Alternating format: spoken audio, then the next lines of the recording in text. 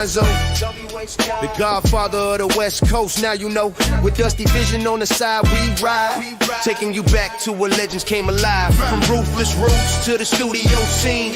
Classic tales that the world's never seen. Every Tuesday night we spark the heat. From 6 to 7, history on repeat.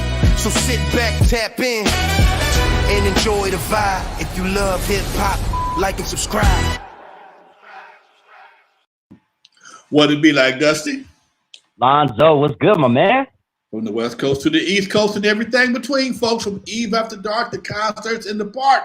You're live with Lonzo, the Godfather of West Coast hip hop, and my main man, Dusty Vision. What's up with you, Dusty? Again, man, can't complain, man. Hope all is well, man.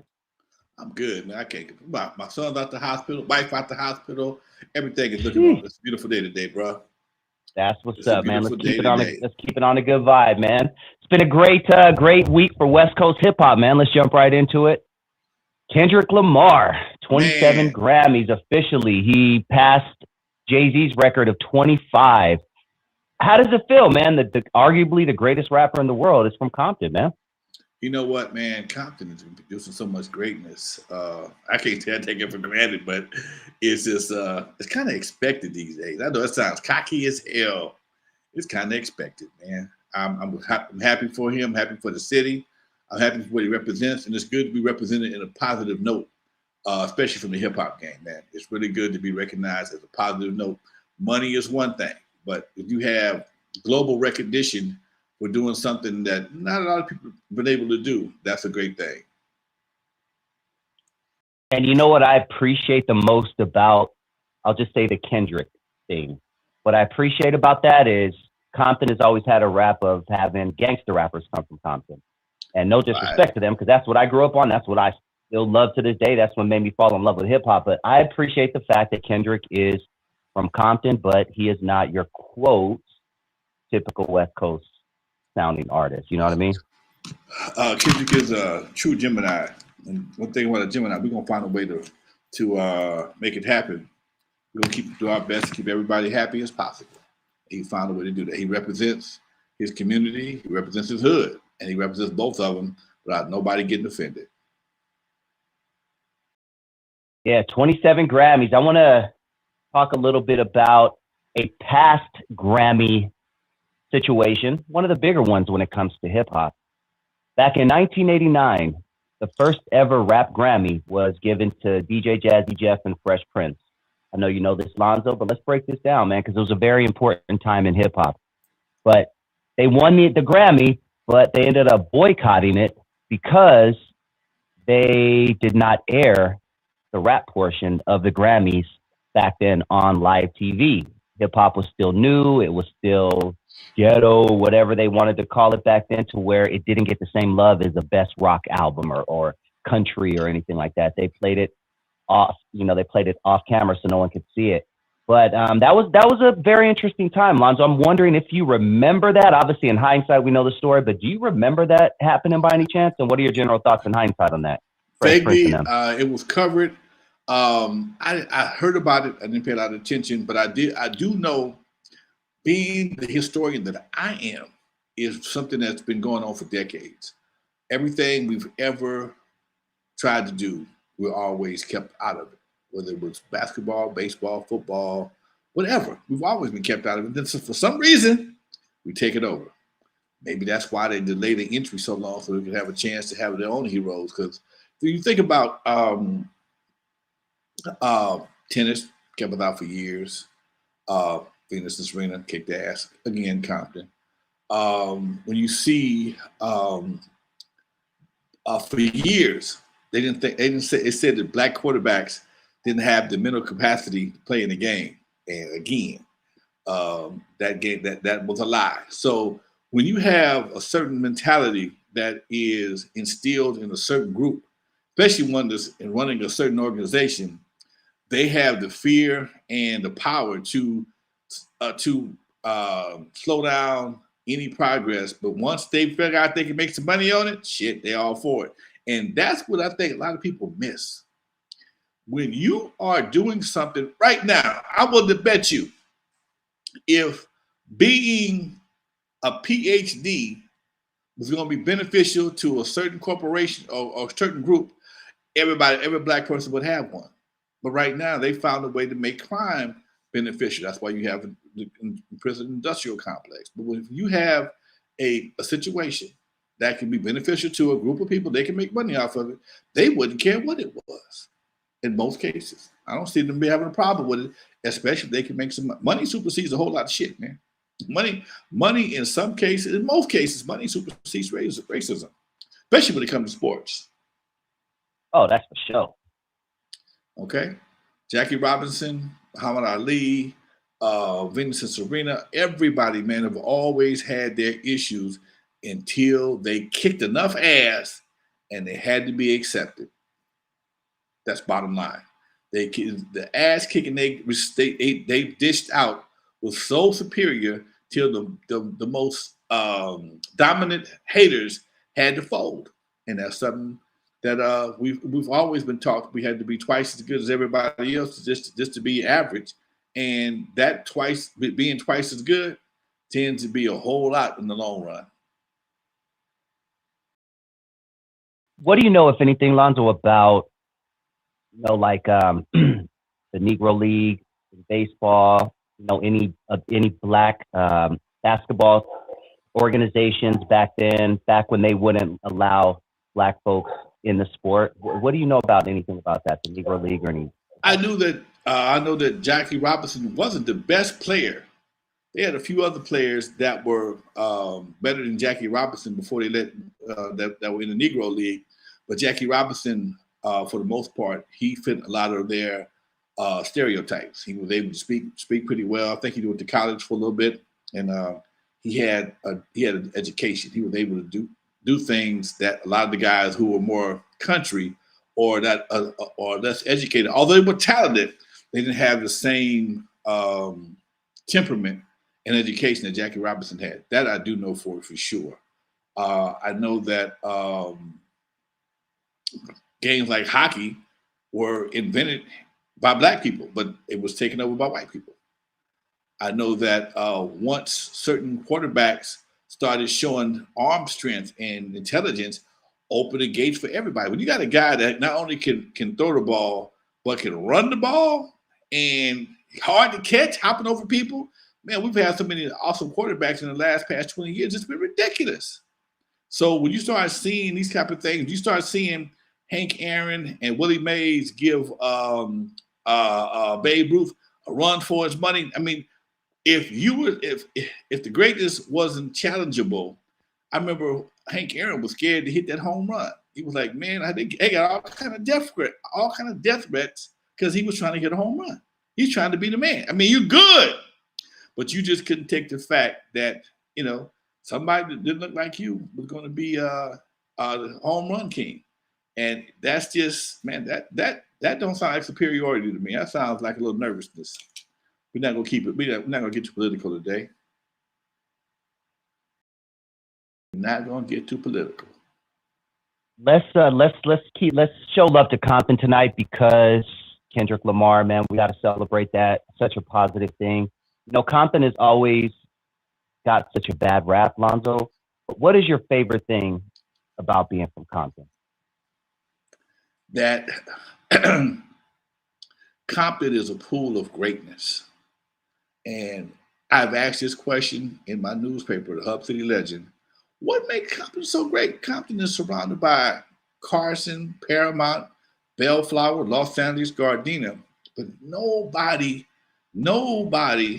does it like the people out of Compton. The people come out of these cities to do good things. But Compton, the concentration that come out of Compton is amazing, man. It's really amazing. I mean, not only in sports and entertainment, law, politics, it's just, again, I don't know whether the geographic location or the water or just the attitude or them 10 square miles put enough pressure on you to make you great. People always call me when I'm on. I thought I put this thing on Do Not Disturb. Anyway, yeah, Doc, it's just amazing that I can't explain it, man. I can't explain it. I know I enjoy it because I'm a part of the history, and that right there is something that I'm proud of. Always will be. Yeah, I mean, when it's all said and done, you're probably going to be the biggest part of hip hop history when it comes to Compton, because Kendrick Lamar is another branch off of the tree that started with Lonzo. Not a direct. It's it's a part of the tree. That's for sure. When you go from me to Dre to Kendrick, you're right there. And Kendrick's he's a lot younger, but again, the lineage is still there, and that's something that I can't help but be proud of. I've never met him before. I still want to meet him. I've never met my grandparents, so we even on that. But I would still like to meet the brother, have a chance to talk to him. I know I know guys that know him, and he is one of those. I was told he's one of those young brothers that would appreciate the history. Yeah. He strikes me as someone who would. Now, do you think Compton deserves the rap that it's gotten over the past 40, 50, 60 years? Oh yeah, we did. We did the shit. Okay, we did the shit. It was done. You can't deny that. But again, sometimes the media, as you've seen, as we're starting to see the media now play more and more into the branding of people, politics, cities. The media had us focus on Compton for a lot longer than it should have. A lot of things that happen in Compton happens everywhere, but the light gets turned up a little bit brighter when it happens in Compton. And that's something that I've always noticed. Everybody's always noticed that Compton had, the same thing happened in another city, it might get mentioned, might not get mentioned. But in Compton, the light's going to get a lot brighter. And that's just something, again, when you don't control your own narrative, people have the right to tell it. And anybody will tell you in the news business, if it bleeds, it leads. Okay? So once you understand that, and during the 80s and 90s, they was having a field day in the streets of Compton. Some of that was earned, man. Some of that was earned. But the same thing was happening on Crenshaw. The same thing was happening downtown LA. Same thing was happening in Cudahy, Downey. It was going down everywhere. And in fact, I had a friend of mine who was in the police sheriff department. He told me one time, he said, "You'd be surprised at how much happens in Monterey Park, but you never hear about it because Monterey Park has a different relationship with the media. There, it's primarily not a lot of blacks in Monterey Park, and it's supposed to be a nice, wholesome city. But when people come up missing in certain cities, I'm not going to say Monterey Park, certain cities, they just say they went home. It's like being on Breaking Bad. He went to police. If you go to police on Breaking Bad, you ain't coming back. That's your last episode." You know what? You for whatever reason brought up this question in my head. Keeping it LA in 80s. And there was a homicide in this particular city. That's what popped it up in my head. But what do you remember, Lonzo, about the Night Stalker, Richard Ramirez? I remember he got a lot of love from women. They loved him for some reason.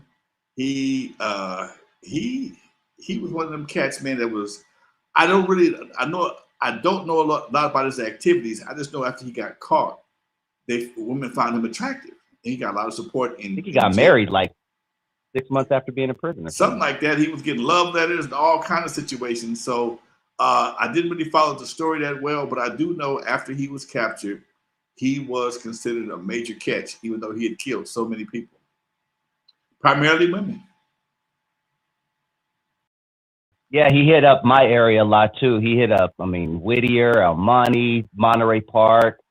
He definitely was focused on this general area over here, which is crazy. I remember being a kid and just hearing about him. I was just wondering if you knew any stories, or do you remember black folks talking about Richard Ramirez at all? Were they talking about Richard Ramirez in Compton to the best of your knowledge? No, he wasn't. Okay. He was not a threat for anybody I know. He ain't coming to Compton, right? He ain't gonna make it. He probably won't make it out. Ain't gonna make it. Nah, you try that someplace else, okay? All right, Lonzo, if you could sum up Compton in one word, what would it be? Growing. or Break that changing. down. I'm gonna say evolution, evolving. Okay. I'm the president of the Compton Entertainment Chamber Conference. Aside from being a hip hop godfather, I do a lot of stuff in Compton. I'm privy to a lot of conversations in Compton. I'm privy to a lot of meetings, and I know what's happening with a lot of what the movement is before it hits the streets. I also do the newspaper in Compton, Up to the Legend. So when I'm sitting with the city manager and the mayor, and they're telling me about the preparation for the Olympics and the preparation for FIFA games and All-Star games and how money is being allocated to do certain things, I see it's evolving. In 1984, we had them conversations. I was busy even after dark back then, but I wasn't privy to them conversations. And I saw very little support in the Olympics back in 1984. I mean, it was everywhere in the city of LA, but Compton didn't really give a damn about that. That's before the train came through Compton. The train in Compton is just like the train coming through Wild Wild West, because the metro train runs right down through Compton. So there is an opportunity for Compton and Comptonites to take part in the success of the Olympics, because you have to drive the train, catch the train to get to any Olympic events. You will not be allowed to drive to Olympic events. There's no cars. It's going to be an all bus, Uber type situation. There'll be no cars in the parking lot for security reasons. So as you have events going down in SoFi, the Crypto Center, Long Beach Arena, Carson. Guess how you're going to get there? Back and forth through the train. So Compton is right there in the middle of all of this. So we're working to put ourselves in position, even though we don't have any actual games. Don't mean nothing. You still got to stop by the train and do a little something. So all these situations are being looked into and being prepared to take advantage of. So again, because I'm sitting there and seeing the plans, seeing the signs that are going to go up, I know it's going to be evolving, and it's already changing now. Finally, we got streets paved that's been pothole infested for decades. I could actually drive my Cadillac down Wilmington Boulevard. I couldn't do it back in the day, man. I'd have to go down the side street first. So yeah, some of the things that people take for granted, Compton is working on, and it's just a matter of time before you see a major improvement in the whole infrastructure and the attitude. Because once you have a clean city, man, people feel a lot different about that, dude. When your city don't look like a ghetto no more, your chest sticks out, your attitude, changes completely. So that's something I'm looking forward to. I think you once even mentioned, or you have mentioned in the past, that Compton was once kind of seen as a bougie type of city to live in back in the 70s. Is that safe to say? Yeah. Compton was considered upper class for a long time. For black folks, it was upper class. Oh yeah, it's upper middle class. You left Watts to move to Compton before, because Compton was created in the 1800s, and it was white for a good part of that time, and it was the only black city for a long time. Then they built Carson in '68, and after that, Carson had its run as the new town for black folks, and it still was good. Compton still held its own until the 80s, and that's when a lot of stuff changed. When crack came in, gangs took over, and the whole world changed, but Compton kind of led the way. With a bang, too. Yeah. Sorry, my dogs want to bark now. But Damon Wilson, we got to jump into something else, Lonzo. Unfortunately, we lost Damon Wilson. Really, guys? Hear my dogs going crazy out there. It's because the damn fire truck's passing by. Damon Wilson, a.k.a. Lamont from Sanford & Son, passed away, man. Talk to us about Sanford & Son. Talk to us about what you remember about that show. Lamont's character specifically. We're going to jump into some Red Fox, but let's break that down, Lonzo. Another one lost, man. Along with watching Sanford & Son as a kid with my dad. My dad loved Sanford & Son. Red Fox used to play at Dudos all the time. Red Fox played at Dudos. In fact, the guy who owned Dudos, Duty Williams, had Red Fox signed to a recording contract on Dutone Records. So I've been aware of Red Fox for decades. I didn't know he was as young as he was when he was doing that show. Same thing with Damone Wilson. I think Damone Wilson was like 27, 28. Yeah, that's crazy. When he was doing, he looked older. Okay, Fred, of course he made him look older, but he was even 50. He might have been 48, 49 when he was doing Fred Sanford. But my dad loved Fred Sanford. My mama loved Fred Sanford because he would say and do stuff that you people really did. Do you realize that Fred and Archie Bunker could never be made on TV today? It never happened again. Some of the best shows, some of the most realest shows that were ever aired has gotten homogenized right out of existence. I know from Sanford and Son, I was good friends with Rollo. I met Rollo later on after he was off the show. He and I were super close. Him and Damone Wilson did not get along.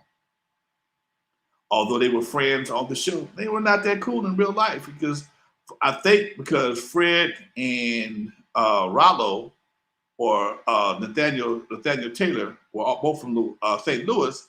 They had a different kind of relationship, and I think it was suspected that because Lamont didn't have that same connection, he didn't care for Nathaniel Taylor or Rollo. Although they played partners on the show, there was some tension there. In fact, the whole Fred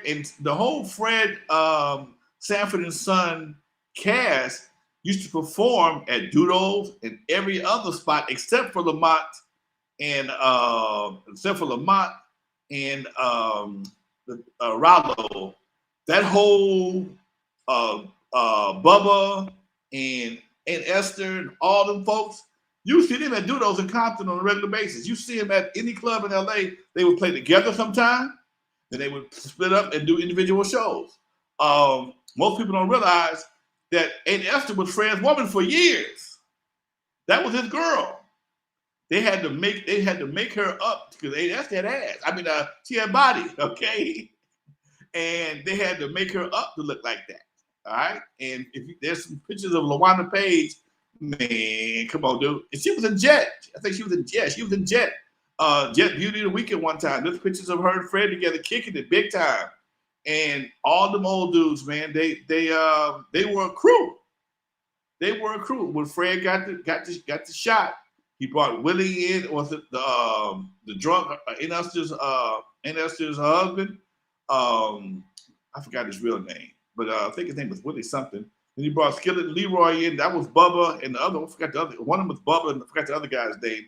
That's Skillet and Leroy. They got albums on Dutone Records, and the whole team was Fred's crew that he ran the Chitlin circuit with. Just Red Fox just happened to have the connection with the Champion station, and when he started bringing folks in, he brought his people in, and that was something, man, that was very commendable. Damn, Derek says Desmond Wilson always packed a gun on the set for Sanford and Son, just in case if the audience gets out of line. That sounds about right to me. Shit. I don't know why would the audience get out of line? If you had another non-black folks, that's what I don't get. I remember hearing that somewhere. There was a story. I think he had beef with somebody or something. I'm gonna look that up while we're talking, but I remember hearing that story too somewhere. It might have been, man. It might have been.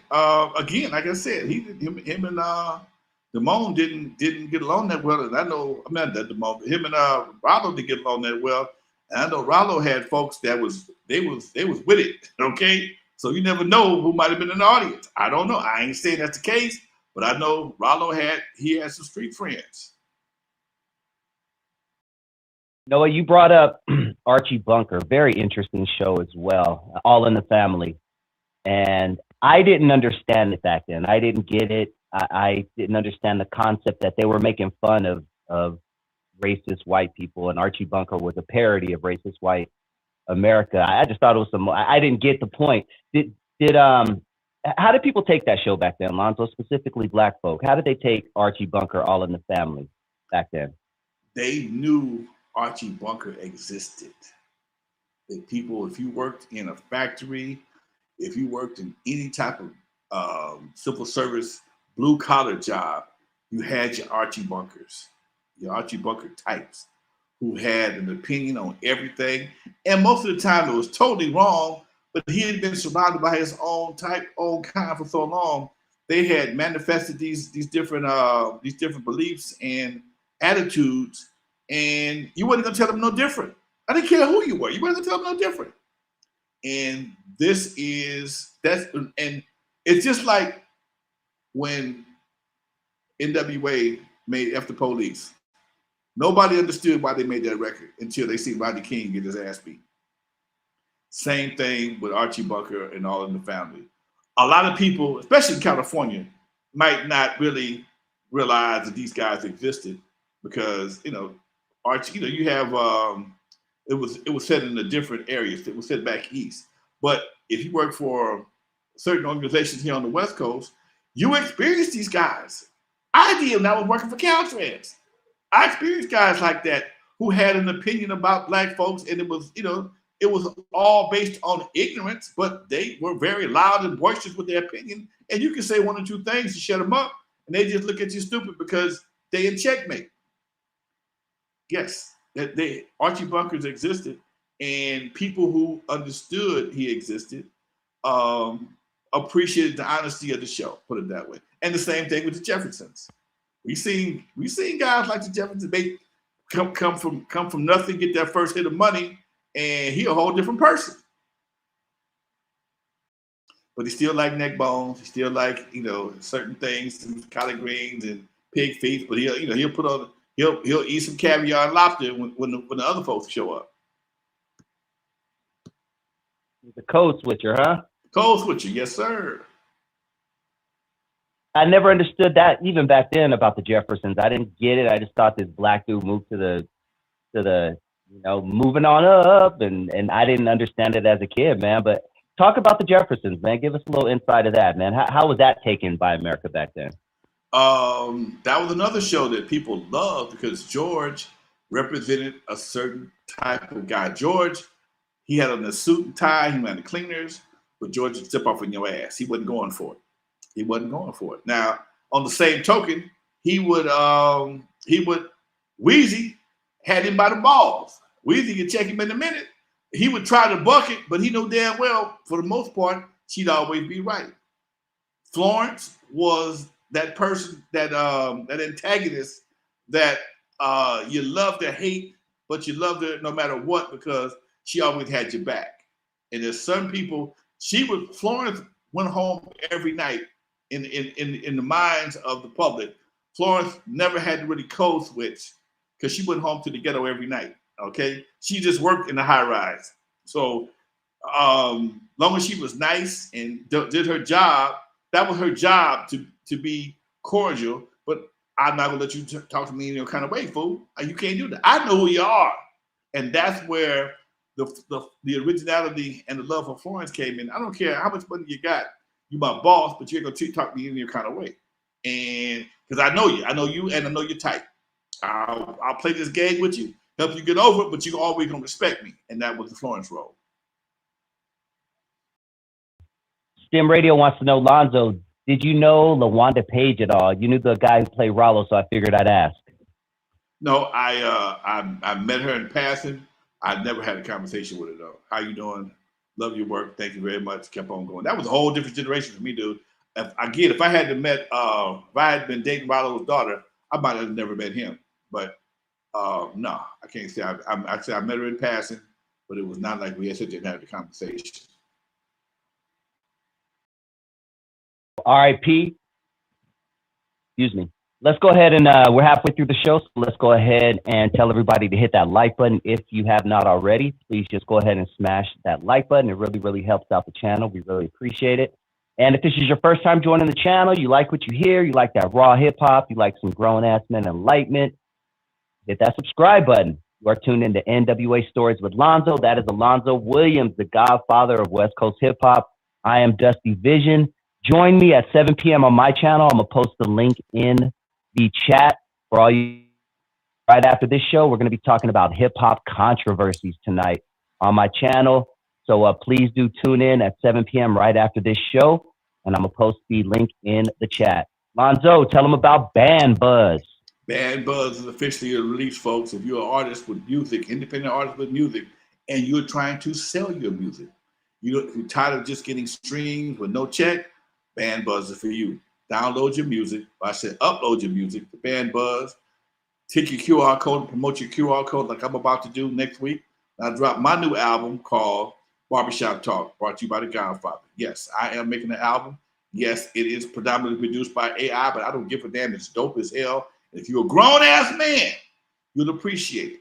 All right, it's coming out on Band Buzz. That's my exclusive distributor. My upcoming album, Barbershop Talk, by yours truly, The Godfather. Available exclusively on Band Buzz. If you are an artist, you want to sell your music. You're tired of just getting pimped by various platforms. You got to get 100 spins to get a penny. Come on, man, that's slavery, dude. I'm sorry, that is literally slavery. You can't get a penny per play. You not only are you charging a subscription, you're also charging advertisers. And my music is the base of your platform. And I got to get all this to get something out of it. Come on, man. One play, $1, or whatever you set your price to be on Band Buzz. No, you might not get 100,000 spins. But all you need is shit. A few hundred sales, and you just as good. Band Buzz available on Android and the Google Store, folks. Don't let them tell you nothing else. If your music is ready to sell, if you invested time and money in something and you want more out of it, just a peacock chest. Yeah, I got 1,000. I got 10,000 streams, but I only got $2. Go to Band Buzz, man. Get real. Go back to reality. Get back to reality. Go to Band Buzz.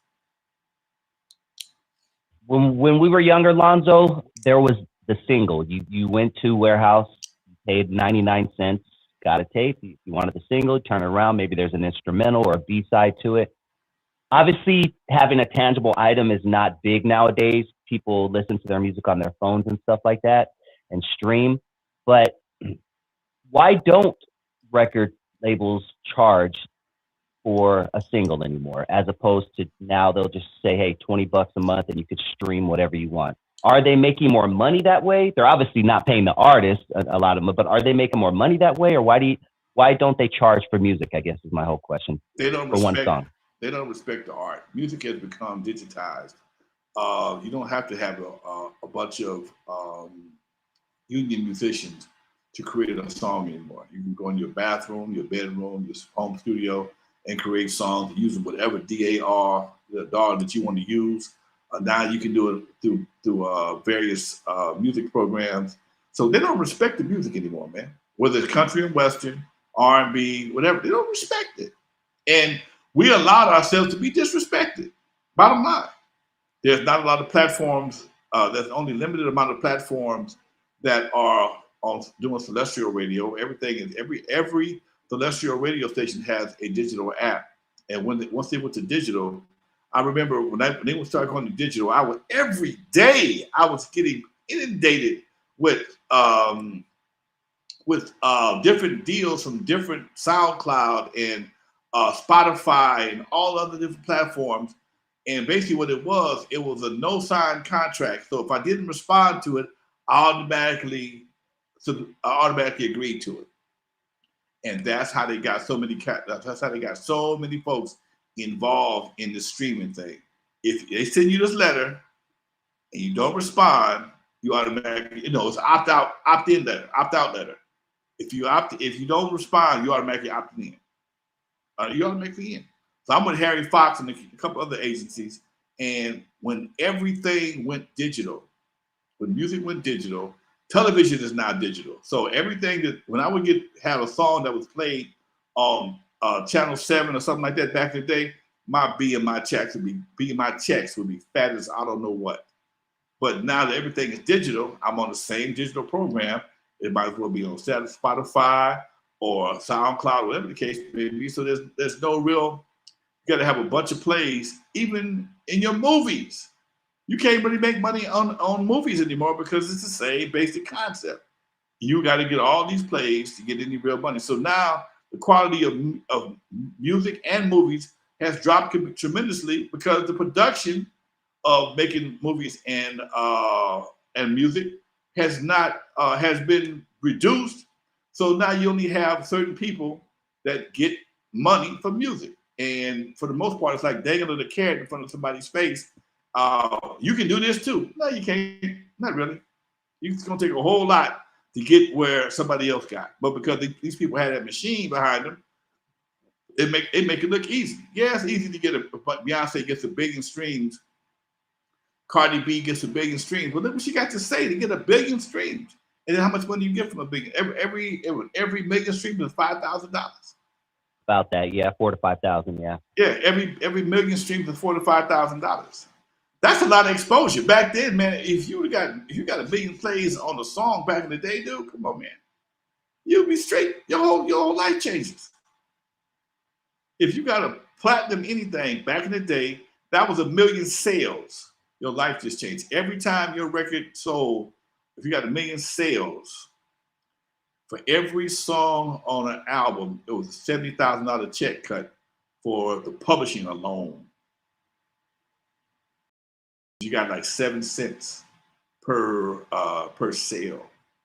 Not to mention the broadcast music and ASCAP, BMI and ASCAP will give you another massive check. So man, every quarter of your life you get a boost that you ain't gonna never forget. But that's no longer a major factor. So is it safe to say that even though the record business has always been screwed up, it was screwed up back in the 90s too, everybody was getting bent over with no Vaseline, is it safe to say that it was still better being a rapper monetary-wise back in the 90s than it is today? Yeah. And you can do small gigs. You could go on independent tours. You had P1, P2 stations, which radio stations were labeled back P1, P2s. P1 is like Kiss FM, Power 106. P2, be KGLH. But nonetheless, KGLH would be doing concerts at the Forum, and your ass could be on the show. Or KGLH would be doing concerts, or K-Day would be doing concerts at the Casa. Thank you, Marlon Cozy, with that 1999. Appreciate you. Much love, Doc. All right. Thank you very much, man. Appreciate you. So you had back then you had all type of opportunities to get money because radio station was going to bring you on. They was going to play your music. They're going to blow you up locally for that 4 to 5 weeks leading to the concert. So you got BMI money, and then depending on how the concert turned out, that radio station was split to another city, 30, 40 miles down the road, and there you go again with some more money. So yes, but it wasn't controlled by a handful of people. No, right now, everything you listen to and most of what you see is controlled by a handful of corporations, man. Handful. So they're very selective of who they have out in the public.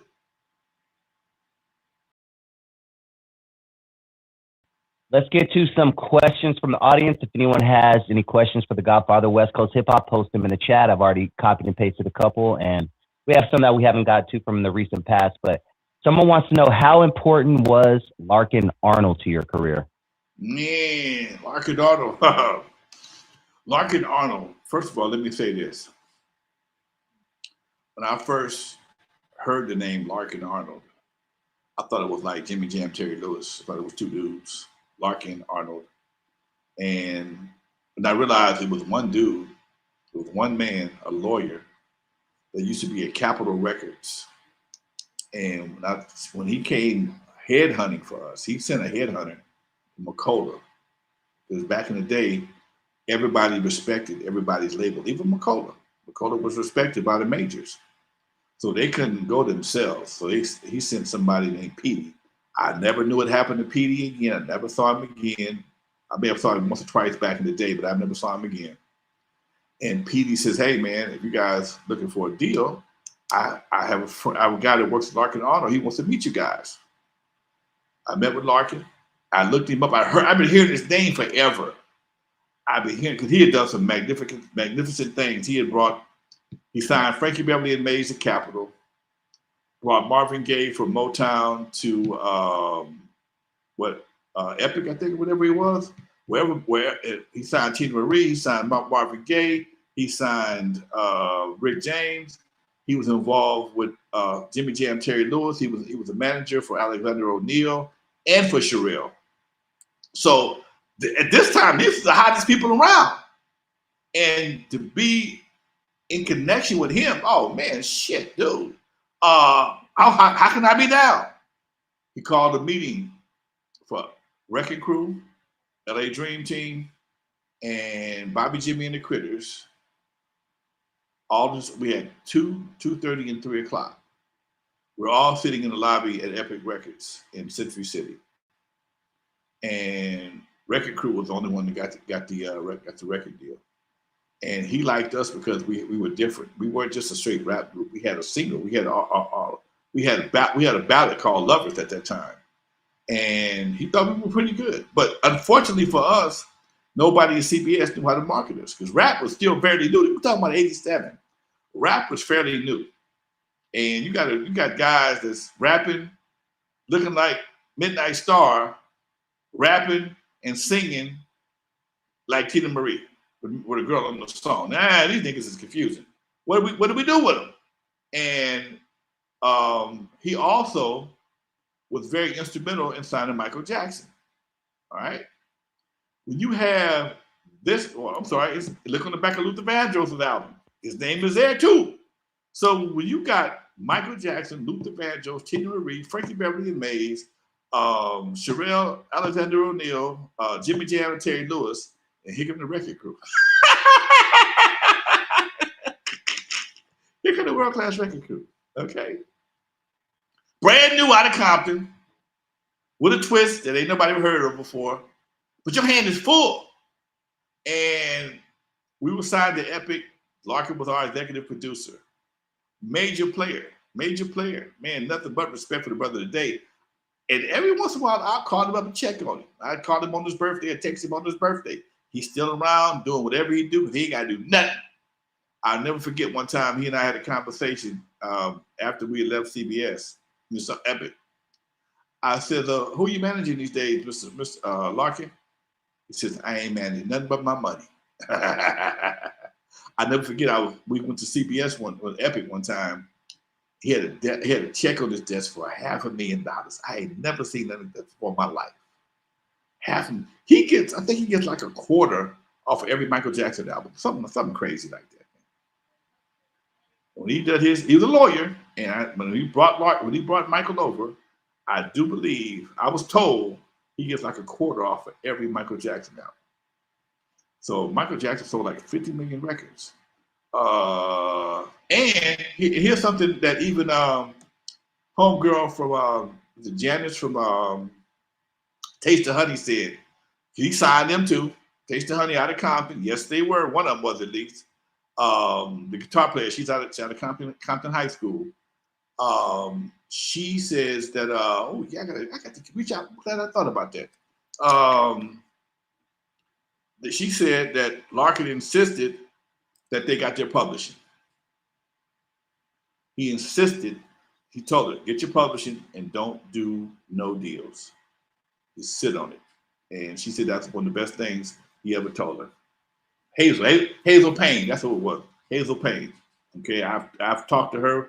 We've had conversations before. Yes. Hazel Payne out of Compton High School. Taste of Honey, 1977, 76, 77. She's a couple years older than I am. But yeah, she was also signed to Epic through Larkin on him. So yeah, folks, he was one of them cats that he put folks up on game, man. He put folks on game. He didn't care for Jerry Heller at all. He didn't care for Jerry Heller at all, but he put black folks up on game. And that's why you got your Jimmy Jams and Terry Lewis's, along with Clarence Avant, guys like that. Okay. They was managers. They helped kick down them doors. The music spoke for itself, but like I said before, with the football and the basketball and baseball, just because you got talent don't mean you're gonna knock that door down. So somebody got to kick that door down. And Larkin, Larkin Arnold, Gerald Busby, and Clarence Avant had the big combat boots on. They kicked a lot of doors in for a lot of people. You know what? We always hear about people who dislike Jerry Heller. Was there anybody you remember that liked Jerry Heller? Damn. Jerry was liked. Well, you got to understand, man. You got to understand. I'm talking about black folks in the 80s who had experienced maybe not Jerry Heller personally, but guys like Jerry Heller. Now Jerry wasn't a horrible guy, but they knew he wasn't going to give he wouldn't give the artists the same information that they would give them. Okay, and it wasn't his job to educate you. And me and Unknown had this conversation one day. He should have had these guys. Yeah, it's your job to get educated in whatever field you're going to be in. Real talk. It's not somebody's responsibility to teach you how to do what you're supposed to be doing. Okay. Rated. Unknown said that. Yeah. Unknown said that. No, Shout out to him. I'm saying that. Oh, that's great. Yeah. No, that's great advice. Okay. Dude. I'm saying that it's your job to learn the game that you're playing. Okay. And if you don't learn the game that you're playing and you get taken advantage of, you can't blame nobody but yourself. This is GAM, baby, grown ass man enlightenment. Whatever game you're playing, whether it's baseball, basketball, if you play a football or playing a sport and somebody knocked the shit out of you and you forget to call the foul, that's on you. He fouled you, but you didn't know to call the foul. So you sitting there with your eyes watering, your nose bleeding, and you ain't called the foul because you don't know what you're doing. So when you have situations like that and people test your intelligence about certain things and they realize that you're not as smart as you play to be. And that's one thing. And I have all done that. We try to play smarter than we really are. And people who know what they're doing will tend to take advantage of that. Okay. And when you have kids who don't know shit about shit, as my daddy would say, don't know shit from Shinola, and you signing anything I put in front of you for $70,000. And here's the cold part. It ain't just him. It's business in general. We sign all kind of contracts. Every time you do add a new app to your phone, you sign a contract. Let them do whatever they want to, have access to shit. So that level of ignorance or just naivete is common amongst people in general. You're not gonna have time to read an 80-page contract. You ain't gonna call them a lawyer to read an 80-page contract because you want a new app. You ain't gonna do that. You're not gonna do it, okay? And they know you're not gonna do it. But in the case of music, the contracts are usually about 40, 45 pages. And based on the level of desperation that you are experiencing at that time will determine if you are ready to be taken advantage of. If you say, give me the money, I don't care, like Blueface did, give me the money, I don't care. Hey, got one. You can't get mad because you pulled your pants down, bent over, and did whatever they told you to do. You can't get mad. And in some cases, that was the deal. Nobody bothered to check. When he says, hey, man, here's $80,000, whatever the deal was in the contract, folks, give me the pen. Give me the pen. I've done it. I've done it.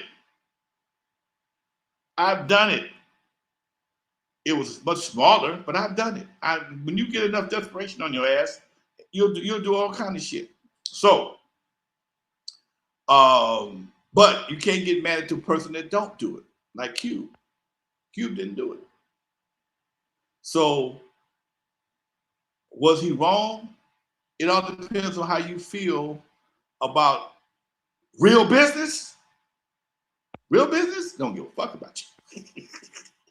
Real business don't give a. I just cussed the guy out a couple of weeks ago because he kept on telling me, look at the contract, look at the contract. No problem, bro.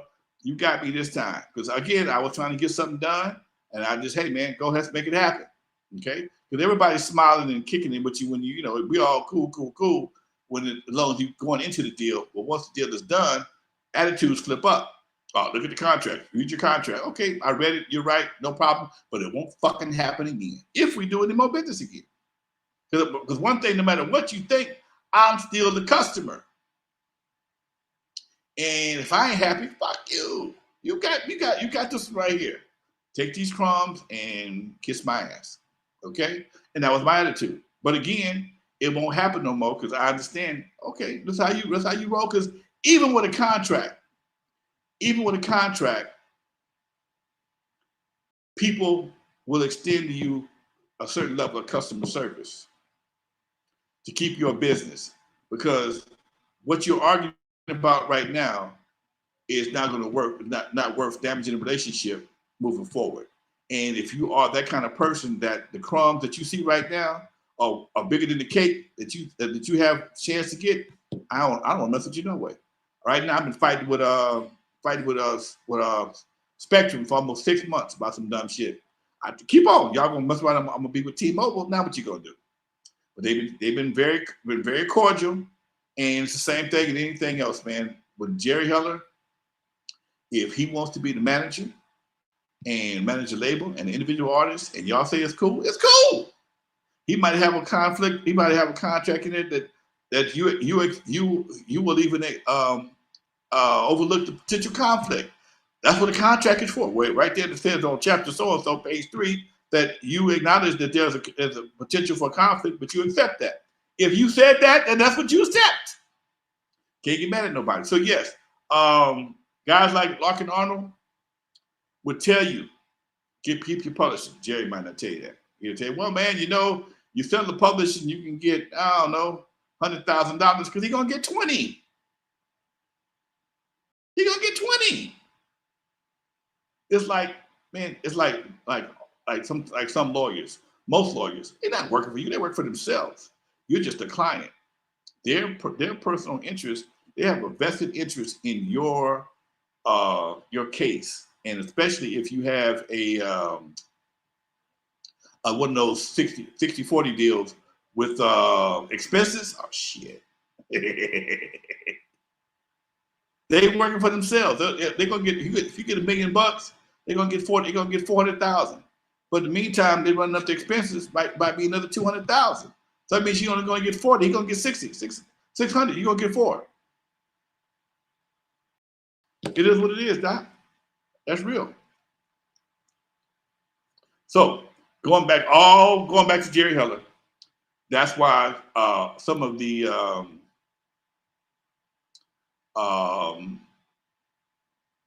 executives, some of the melanated executives didn't care for him because they knew how they knew what his business model was, and it wasn't conducive to the artist. I'm gonna put it that way. Damian Miner wants to know, is it true Norman Whitfield didn't like Jerry Heller? You know anything about that? I don't know anything about that, but I know he worked with somebody on Motown for a while. And again, when you have a certain business model in your head that you operate from, it may not, especially if it's not favoring the artist, it's all about you.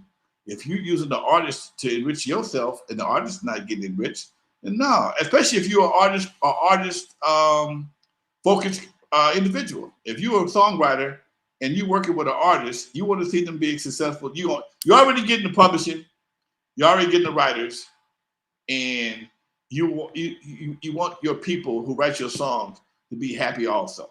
And if you got somebody attached to them that's siphoning money, I'm not saying that's what he did, but I'm just saying if their arrangement with them is is a little bit too lucrative in their favor, and they're not singing or writing nothing. Nah, man, folks see that game, and and some people are so blind to it, you can't even tell them that you're being taken advantage of.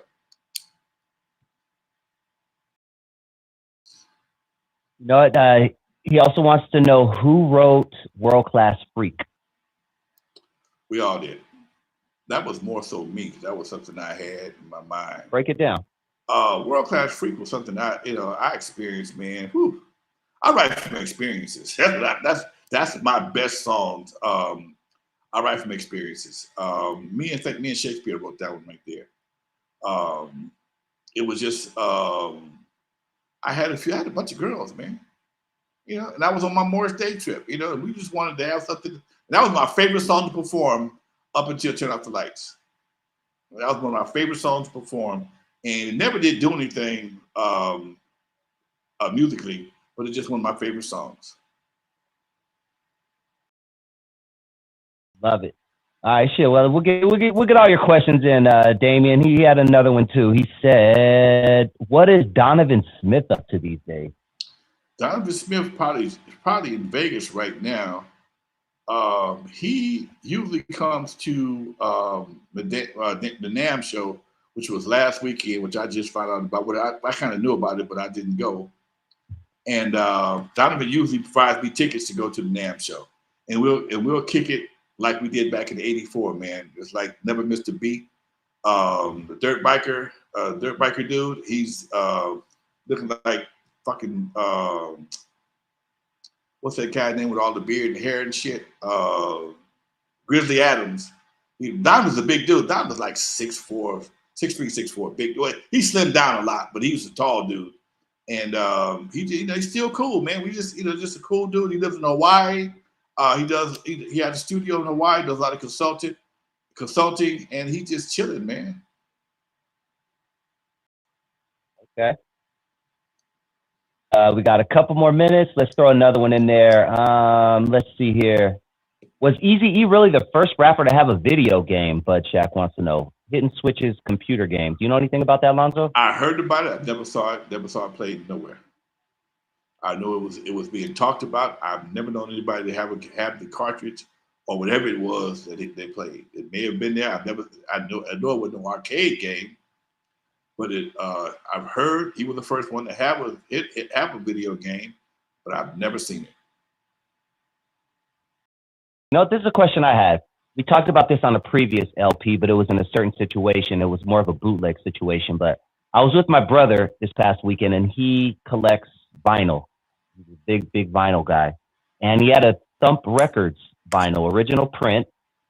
Turned it over, and I see Cabbage Patch by World Class Wrecking Crew. Can you explain the process of what goes on behind the scenes to make that happen, to put that song on a Thump Records album? Me and Bill Walker, the older Thump, go back, man, to the early '80s. Bill called Lonzo, what are you doing? I'm doing fine, Bill. What's happening with you? I want to do a compilation. I want Cabbage Patch and so and so and so and so. What you paying for the advance, Bill? $2,500. I want $4,000, Bill. $3,000. Give me $35, Bill. Okay. He'll send me over a one-page contract and a check for $3,500. I did give him a W-9, and that's where it is. It's real simple. That's simple. It's real simple. Okay. And Thump used to, Thump, back in the day, was sending checks to my house like fucking clockwork. And that's why I still got respect for him right to this day. He just booked us for a show. The show we did in November was a Lowrider show. And we talked about doing some more shows this year. And, he and I still cool. And Bill Walker, Bill Walker reminds me of always remind me of Rodney Dangerfield, okay? Always remind me of Rodney Dangerfield. He's about my age, but he's got that, he's always moving fast, and he's kind of a jittery dude, but he's cool, but he's jittery, and he talks fast and he stutters sometimes, and I spent $20,000, he's been a money dude forever, and he's already got some big plan going. Good looking out, Lonzo. All right, man, we might as well go on and wrap it up, dude. This hour flew by. Thank you, everybody, for hitting that like button. And please, if you have not hit that yet, just go ahead and smash it real quick before you head out. We really appreciate it. Once again, if you're feeling a little friendly, you want to throw the team a couple of bucks, go ahead and hit that little $sign right there. We definitely appreciate it. And once again, if this is your first time joining the channel, you like what you hear, hit that subscribe button. And please, as soon as this show's over in about 45 seconds, 1 minute or so, join me on my channel. I'm going to post the link in the description. We're talking some hip-hop controversies, Eazy-E versus Howard Stern. We're going to talk about Shaquille O'Neal's rap career. So join me as soon as this show's over. Any last words, Lonzo, or you want to hit him with that outro? For those who never heard of me, I'm the first one to put Dr. Dre in the surgery, stuck an ice cube in the freezer until he got cold on the eve after dark. 50-yard line at the Super Bowl. In the movie Straight Outta Compton, they played me like a hater of rap. Don't believe that Hollywood bull, because it only cap. My history goes deeper than you will ever know. Just remember that N.W.A. stands for Not Without Alonzo. Peace, y'all. Welcome to N.W.A. story with Lonzo, the godfather of the West Coast. Now you know, with Dusty Vision on the side, we ride, taking you back to where legends came alive. From ruthless roots to the studio scene, classic tales that the world's never seen. Every Tuesday night we spark the heat, from 6 to 7, history on repeat. So sit back, tap in, and enjoy the vibe. If you love hip hop, like and subscribe.